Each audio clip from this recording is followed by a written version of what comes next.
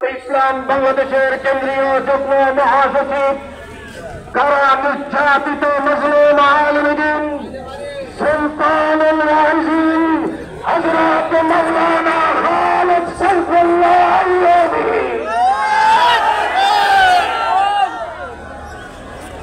আসসালামু আলাইকুম ওয়া রাহমাতুল্লাহি ওয়া বারাকাতুহু। বক্তব্য মুরব্বীরা দিয়েছেন এবং মুরব্বীরা দিবেন। তবে আমার নামে মামলা হলো আমি নাকি বোমা মারছি, আমার নেতাদের নামে মামলা হলো তারা গাড়ি পোড়াইছে। মিথ্যা মামলা দিয়ে আমাদেরকে জেলখানায় বন্দি করে ওলামায়ে কেরামদেরকে অত্যাচার করা হয়েছে।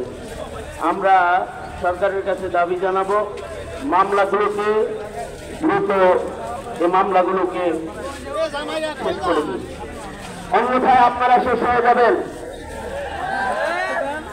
আর আমরা আমাদের নেতাকে বলি, আমির হেফাজত তথা হেফাজতের নেতৃবৃন্দকে বলছি, আপনারা আহ্বান করেছেন আজকে আমরা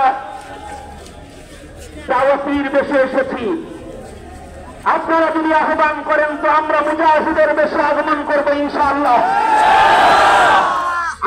আপনারা আহ্বান করেছেন আমরা কাপড়ের টুপি পরে এসেছি।